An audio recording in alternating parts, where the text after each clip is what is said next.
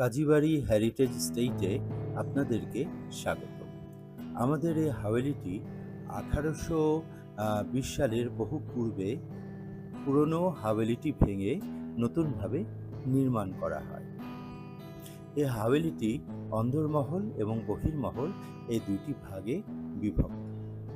এই অন্দরমহল এবং এই বহির্মহল এই দুটি মহলের সামনে দিয়ে এবং চারিদিক দিয়ে সেই করেন্থিক ডিজাইনের ফুল পাতার নকশা দিয়ে পরিপূর্ণ।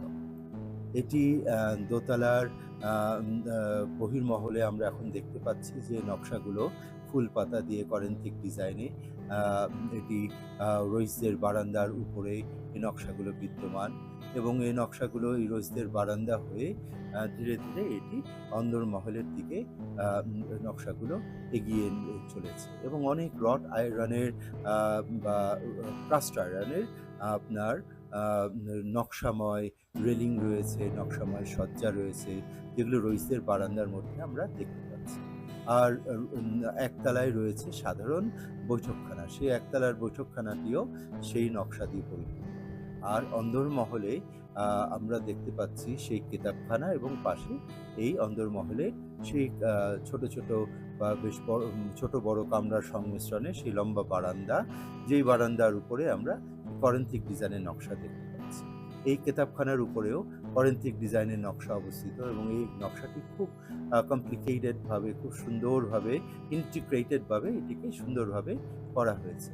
এই নকশাগুলো সেই 200 বছরের পুরনো সেই বাসাটি নতুনভাবে তৈরির পরে এই নকশাগুলোকে এই দেয়ালে স্থাপন করা হয় এবং এখনও সেই 200 বছর ধরে সেই নকশাগুলো টিকে আছে।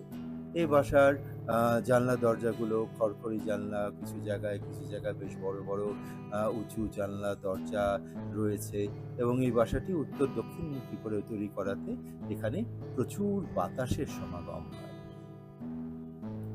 এই হাভেলিটির সংলগ্ন একটি মসজিদ রয়েছে বহির্মহলের চৌকোনা জায়গার পাশে এবং এই বহির্মহলে সম্মুখে যে বাগান ছিল পূর্বে, সেই রাজকীয় বাগান, সেগুলো এখন একটি করে কোঠা দিয়ে সেই বাগানগুলো পরিপূর্ণ এবং একটি উঠান দিয়ে বাগানগুলো পরিপূর্ণ করে দেওয়া হয়েছে এবং সেখান থেকে এই বাসাটি অত্যন্ত সুন্দর এবং সুসজ্জিত মনে হয় রাতের বেলা।